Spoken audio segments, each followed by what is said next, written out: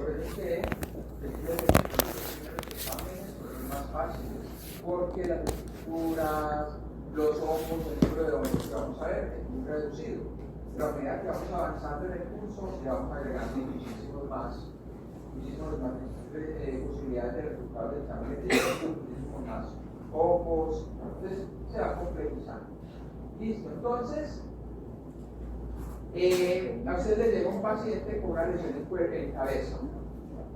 En cabeza, estamos hablando de la zona del pelo, tenemos dos posibilidades de lesiones. O que el paciente me llegue con los nódulos, ya lo vimos, piedra blanca, piedra negra, donde ustedes para hacer el examen directo simplemente, por visualización directa, ven los nódulos en el cabello y cortan los pedacitos. ¿Vale? Muy sencillo. Pero si el paciente les está llegando con una zona alopécica, normalmente muy descamativa, ya la toma de la muestra tiene que ser más cuidadosa. ¿Por qué? Porque tenemos que tomar escamas de piel, es decir, escamas de la zona alopécica, y ahí nos vamos a ir hacia el borde de la lesión. Recuerden, siempre espera que en el borde de la lesión el microorganismo sea más activo y más abundante. Entonces hacemos raspado. Pero en el momento de tomar cabellos, que aquí es indispensable tomar cabellos, sí nos tenemos que ir al centro de la lesión. O sea, escamas del borde, pero cabellos del centro de la lesión. Normalmente, uno dice una zona alopécica, pero ¿qué cabello va a encontrar? No, tengan con detenimiento. Hay cabellos que están saliendo del folículo piloso. Esa es la muestra ideal. Con una pinza, jalar esos cabellitos. Entonces, cuero cabelludo. Si son lesiones nodulares, parto el cabello donde está el nódulo. Si son lesiones alopécicas, raspo en el borde y tomo cabellos del centro. Hago el examen directo y si me solicita el cultivo, ¿en qué voy a sembrar? Si son nódulos, recuerden, no es necesario cultivar, pero si van a cultivar solamente lo hacen en saburó, si son nódulos. Nódulos. Saburó. Entonces, si es saburó, nódulos. Pero si la lesión es alopécica, descamativa, ahí sí, lo va a sembrar solamente en micocel. ¿Y por qué solamente en micocel?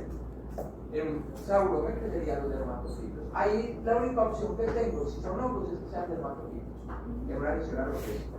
Y los dermatofitos se crecen muy bien en saurome, porque entonces no siempre saurome. Para descartar eso no. Porque el cabello es de lo más cochino que tenemos, de lo que atrae más basura. Entonces, si ustedes siembran un sauro, ahí les va a crecer de todo. Menos el dermatofito, porque el dermatofito es más lento. Entonces, sembramos el micocel para inhibir el crecimiento de todos los ambientales y darle chance al dermatofito que crezca. Listo. Nos vamos para la piel. La piel, hay dos tipos de piel en el momento de pensar en infecciones por hongos. Está la piel glabra es la piel expuesta, la piel sin pelo, pero la piel expuesta, que hay que diferenciarla de la piel de intertritos en los pliegues.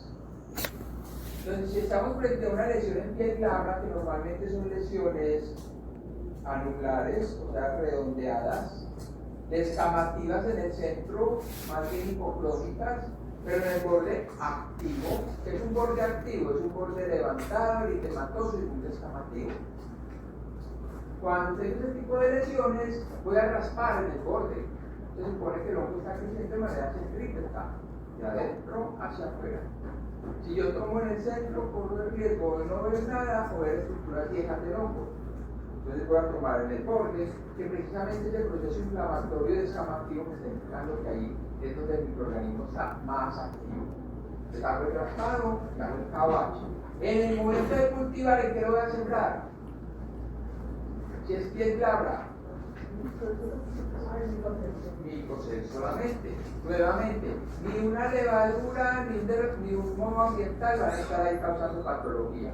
Ojo, importante diferenciar las lesiones, Porque si es una lesión hiperhipocrómica, tipo mácula o mancha, es decir, si no tiene borde activo, va a afectar en mala cesia. Entonces ahí no va a sembrar en micosis, sino que va a sembrar en qué? Dixon, sauromas, aceite de oliva, está respondiendo así, pero sin hacer conexión neuronal, por favor. Entonces, sauro se le va a agregar aceite de oliva o Dixon. Pero si la lesión es mácula o mancha, hiperhipocrómica. Pero si tiene borde activo, voy a pensar inmediatamente en dermatofitos y voy a sembrar el 5C. Pero si la piel es de intertrigos es espacios interdigitales, zona inguinal, zona interglútea, zona axilar, pliegues submamarios en los gorditos debajo de los gorditos, en las personas obesas debajo de los gorditos. Toda esa zona, por la oclusión y la humedad, también es un sitio bueno para que una levadura o un ambiental, además de los dermatofitos, pueda causar la infección. Entonces, en ese tipo de lesiones, ahí se nos toca ayudar microcelización. Cuando es en piel, pero piel de pliegues, hay que sembrar microcelización por los posibles agentes que pudiéramos recuperar. ¿Listo? Y cuando la lesión es en uñas, ahí tenemos todos los agentes: dermatofitos, mohos ambientales, cándida o levaduras, malacesia. Como no podemos incluir todos los agentes, incluimos los más frecuentes, malacesia rara. Entonces, ¿qué vamos a sembrar? Micocelisauro, siempre. Micocelisauro cuando las muestras son de uñas. En los laboratorios especializados, por ejemplo el laboratorio de la CIF, que además cobran mucho, pues es costoso el examen, pero es costoso porque ellos hacen todo el proceso. Ellos utilizan, dependiendo de dónde son las uñas, otros medios. Por ejemplo, si es en uñas de las manos, ellos siembran micocelisauro y cromagar, porque aquí es muy frecuente encontrar levaduras. Entonces, para acelerar el proceso de identificación, pero lo más importante, para descartar que no vaya a ser una infección mixta, utilizan el cromagar. Pero cuando las lesiones son en uñas de los pies, ellos siembran micocelisauro y agartapa o PDA. ¿Por qué? Por lo frecuente que es en nuestro medio, los mohos ambientales, entonces para facilitar su recuperación y su despoblación. Pero eso lo hacen ellos. Aquí en la universidad, en el laboratorio de la escuela o en la facultad de medicina, no. Se cobran menos de la mitad. Entonces no daría para hacer todo el proceso. Se trabajaría pérdida. Hay internacionales de la que hay una característica. No, normalmente son lesiones húmedas que tienden a fisurarse mucho. Y el borde activo no es tan evidente muchas veces, pero es por el roce y la humedad. Bueno, tenemos los cultivos. Ya los sembramos. Recuerden que los vamos a sembrar enterrando en el agar, pero ya no sembramos enterrando. Y mínimo 8 puntos de siembra. ¿Por qué? Porque en el próximo laboratorio, en la clase, vamos a hablar de los criterios de Gostard. Y son criterios para darle valor a los modos ambientales. Entonces, por eso necesito tener al menos 8 puntos de muestra para pasar a hacer ese análisis, si es importante o no. Entonces, entierro en el agar, ¿qué temperatura del cubo? Ambiental. ¿Y qué es temperatura ambiental? Porque en la costa puede ser 35 y en Bogotá 14. Pues a ver, si está en la costa, quiero una inclusión, una persona que está en la costa, eso iría a la temperatura de la costa. Se supone, pero nosotros le damos la temperatura ideal al hongo. Si es un dermatofito, un hongo ambiental, normalmente hablamos de temperatura ambiental entre 25 y 29, 30 grados o más. Lo ideal sería tener una estufa que permanezca todo el tiempo a 28 grados. Pero es muy difícil, la mayoría de los laboratorios tienen una sola estufa y mantienen a 37 por los cultivos bacterianos. Y no podemos sembrar a 37 porque la piel no permanece a 37. La piel por lo general se regula a los 33 grados Celsius. Entonces, vamos a no darle esos 33, sino bajarle un poquitico más. Si no podemos, es que en el laboratorio no tenemos una estufa que podamos mantener a 28 grados, vamos a guardarlo a temperatura ambiente. pero en un sitio que nos asegure que no hay mucha oscilación en la temperatura, porque puede ser que la temperatura baje mucho, va a estresar al hongo, o suba mucho. No es que en el laboratorio apagan los aires acondicionados en la noche y la temperatura puede subir a 30 o más, o se apaga el aire acondicionado, la calefacción, el aire acondicionado, y la temperatura puede bajar mucho. Entonces, para evitar el estrés, un sitio donde no se dé tanta oscilación en la temperatura, e idealmente en oscuridad. Entonces nosotros, pues ahora ya tenemos un poquito más de infraestructura, pues tenemos la incubadora. Anteriormente lo que hacíamos era guardarlo en cajas, en un sitio oscuro, debajo de un mesón o algo, un sitio oscuro pero seco. Aunque nos dicen que los intervalos de luz-oscuridad son ideales porque estimulan la esporulación y la producción de pigmentos. Si ustedes tienen bajo flujo, no les queda difícil 1 o 2 veces por semana sacar los cultivos y dejarlos sobre el mesón varias horas. Pero si hay un flujo bastante así, pues son un montón de cultivos, queda muy complicado. Entonces, eso de ponerlo a la luz solamente se hace en casos especiales. Pero lo que sí es que la mayor parte del tiempo estén en oscuridad, porque eso estimula la exploración. Listo. ¿Por cuánto tiempo vamos a incubar esos cultivos? Más, un poquito más. Entre 3 y 4 semanas. Normalmente le decimos al paciente 20 días, pero lo ideal es dejar el cultivo hasta un mes, porque hay algunos dermatofitos, algunos hongos que son un poquito más perezosos. Entonces, vamos a darle el tiempo, que nos dicen que normalmente se demora. Si nos da negativo, pues si no hay crecimiento a esa fecha, pues ya lo descartaríamos, pero nunca descartarlos antes. Pero entonces son mínimo 20 días. Mínimo 20 días.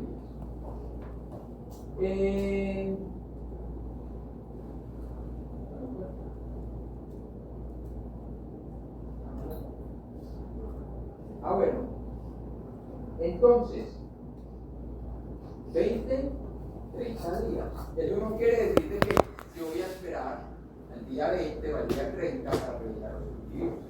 No.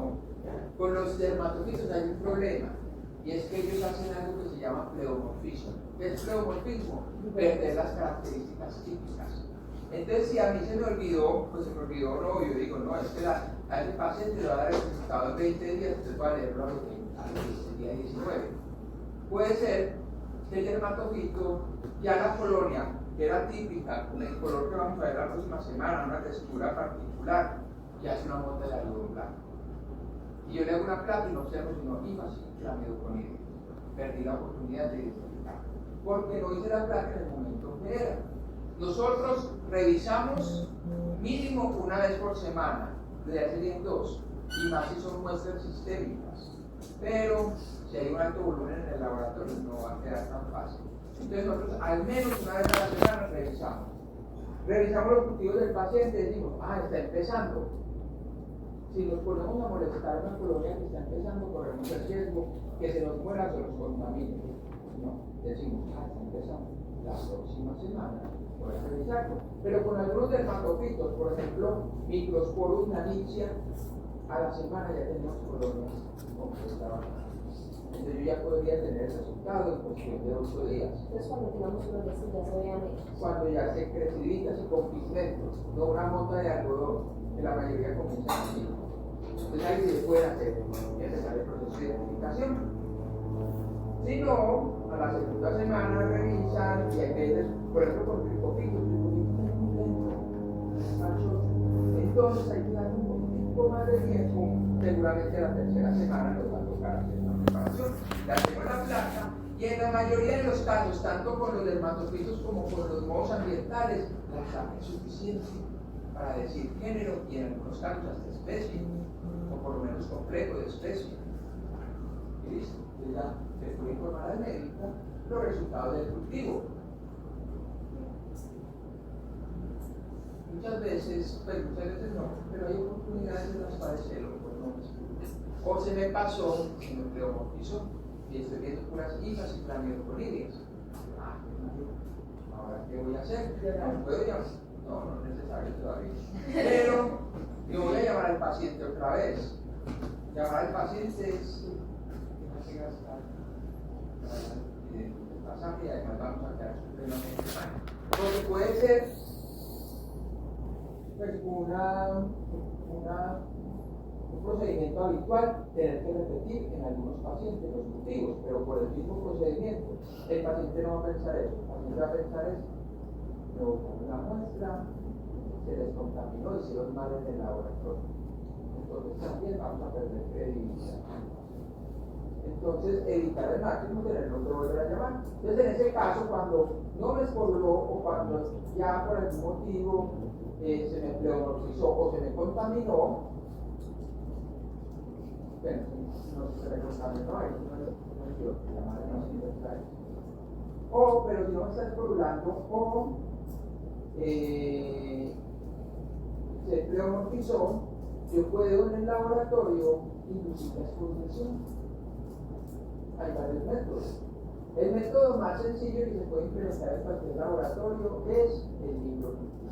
Su nombre lo dice, micro. Un cultivo en condiciones pequeñas. ¿Para qué? Para estresar tanto al hongo que no esporule. Recuerden que la esporulación es una respuesta a la carencia de nutrientes o al estrés ambiental. Entonces lo que yo estoy haciendo en el microcultivo es estresando rápido para que empiece la esporulación. Entonces, ustedes van a hacer ahora el microcultivo, es muy sencillo. Nosotros le pedimos el favor a Giovanni o a Elena que nos preparen un kit. El kit es una caja de PET con un papel de filtro en el fondo, 2 palitos, normalmente se utiliza un asa o una herradura de vidrio, pero eso es muy pinchado, nosotros no tenemos para eso, pero utilizamos los 2 palitos de madera, una lámina de vidrio y 2 laminillas. Todo eso es lo que ahora ella no lo estiliza. Nosotros podríamos tener eso independiente, cada cosita en su lugar, pero eso implicaría más contaminación. Bueno, entonces ya cuando tenemos preparado el material, lo que hacemos es disponerlo, es decir, organizarlo de tal manera que sea muy fácil manipularlo, no me toque después de empezar a moverlo tanto y se me va a contaminar. Entonces simplemente coloco los 2 palitos que me van a servir simplemente de soporte para la lámina de vidrio, coloco las 2 laminillas al lado para que sean luego fáciles de agarrar. Cojo un pedazo de agar de aproximadamente un cuadrito de 1 centímetro cuadrado, un agar diferente al que donde no me esporuló el hongo. Si me creció pero no me esporuló el sabor, voy a hacer otra vez el microcultivo en sabor.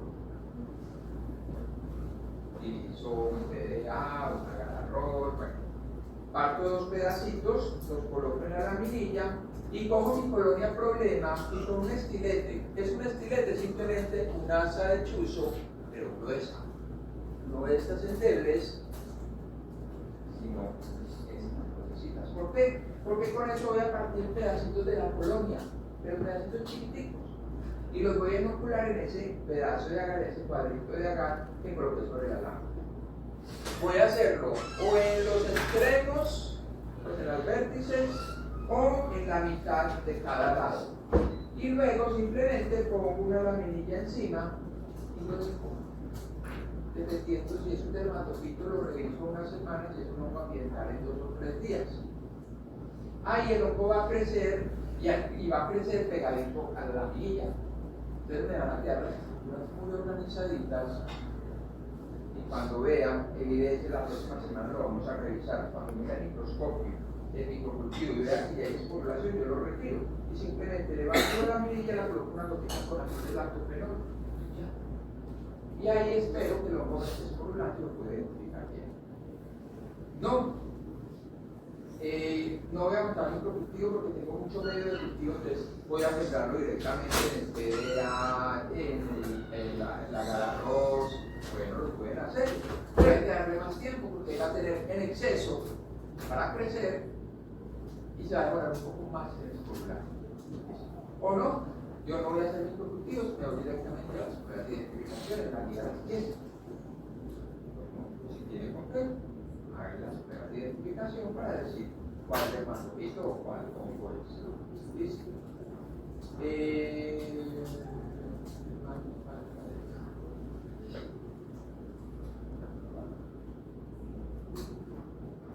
Bueno, con los exámenes directos. Recuerden que los exámenes directos, dependiendo de las lesiones, dependiendo de la cronicidad, van a tener diferencias en la sensibilidad. Entonces, para aumentar la probabilidad de recuperar, de observar el microorganismo, se deben hacer al menos 2 plaquitas de examen directo. Porque recuerden que los hongos, o en general los microorganismos, no se distribuyen homogéneamente en las muestras. Entonces corremos el riesgo de que una porción no haya nada y en la otra se pueda destruir. Y esta mañana lo comprobamos. Los compañeros hicieron placa del mismo material, a unos no observaron nada y a otros sí se observaron el desastre. Entonces al menos hacer 2, 3 ideal. El problema es que nos vamos a gastar buen tiempo revisando, pero al menos 2. Si me dio negativo, pasa al otro. Si me dio negativo, es la probabilidad de que sea negativo. O que, sí, que no tenga hongos, va a ser alta. Pero si el primero ya veo estructuras, pues ya no necesito pasar al segundo. ¿Listo? Entonces, ustedes les vamos a colocar en el puesto unas escamas y unos detritus para que hagan preparaciones. El objetivo de es que ustedes vean muchos exámenes directos, porque, les decía, en unos va a haber muchas, en otros no va a haber nada o va a haber muy poquitas. En unas las estructuras van a ser muy evidentes, en otras no tanto, en unas las chispas van a ser un tubito cortico, en otras una estructura como una telaraña demasiado extendido. En unos van a ser gruesas con clamidoconidias, inclusive pigmentados, en otros no, van a ser sencillos. Entonces no se pueden conformar con ver una sola vez una hija, porque seguramente van a ser muy diferentes. Entonces yo les voy a colocar por cada puesto 3 láminas que tienen material. No van a hacer placa directamente porque eso es mucho. Entonces lo que van a hacer simplemente le quitan la cinta, en otra laminilla, en otra lámina, con una laminilla cogen un poquito de esta muestra, le agregan la gotita de KOH, la laminilla, lo flamean 2 o 3 veces, le hacen presión y lo observan. ¿Listo? Cada uno monta uno, pero cuando termine de revisar el suyo se lo pasa al compañero y el compañero le presta. Entonces lo ideal es que vean hasta 5 o 6 medios. ¿Listo? Se van a entrenar muy bien en esta parte. Si les sobra muestra, no me vayan a descartar. Estamos muy escasos de material. Por favor. Entonces la práctica de hoy es una práctica relativamente sencilla, pero que implica tiempo, porque encontrar las estructuras a veces no es tan fácil. Entonces aprovechen la práctica. Entonces van a hacer los exámenes directos con el KOH para observar las estructuras y tienen material para que cada uno monte un microcultivo. Tienen 2 colonias. Entonces la mitad de eso hace una colonia, la otra mitad hace la otra colonia. Cuando vayan a montar el microcultivo, si tienen dudas, pues aquí están los profesores para explicarles cómo lo van a hacer. Bueno, después de terminar de hacer el microcultivo hay que humedecer el papel filtro, ahí tienen agüita, para que no se vaya a resecar el medio y el hongo pueda escolar bien. Vamos a humedecer, no inundar, solamente es mojar el papel filtro, que quede mojadito, para que así no se acuda. Lo van a sellar con espada de drapo, lo van a marcar y lo traen acá por favor para incubar para la próxima semana. Revisa. ¿Listo? Entonces, manos a la obra. Bueno, y aquí tienen.